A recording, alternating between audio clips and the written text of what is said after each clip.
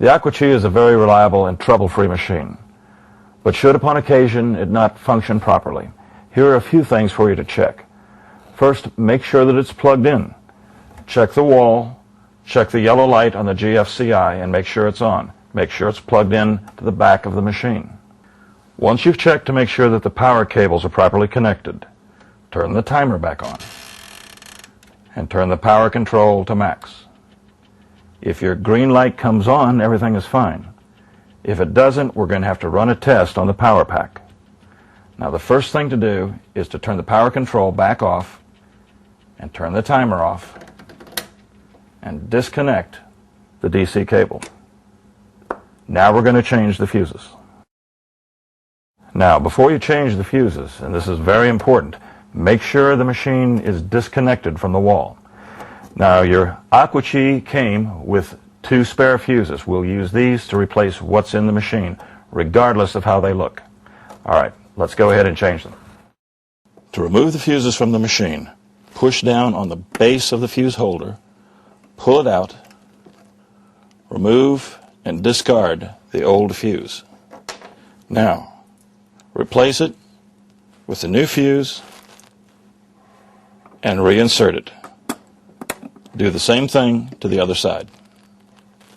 Alright, now we've hooked the machine back up to power. And we're going to turn the timer on. And once again, turn the power control to max. And we have our green light. Now, just to check to make sure everything is fine, we're going to turn the power control back off. Now this green light is going to stay on for about 1 to 3 minutes. Alright, as you can see, the light has gone out. So let's turn the power control back to max.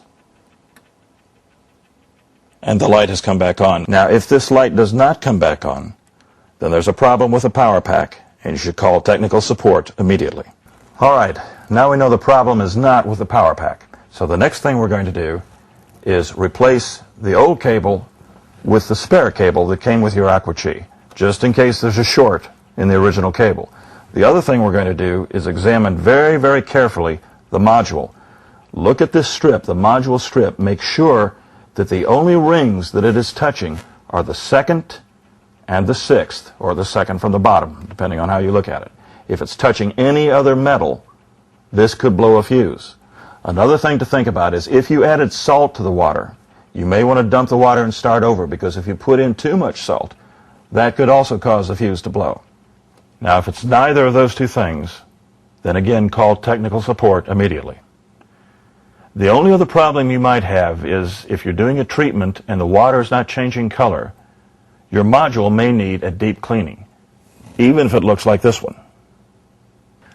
Alright, to do a deep clean, we're going to put the modular unit back in the CLR, but this time, instead of doing it for 20 minutes, we're going to leave it for 7 days. That's right, 7 days. Just let it sit.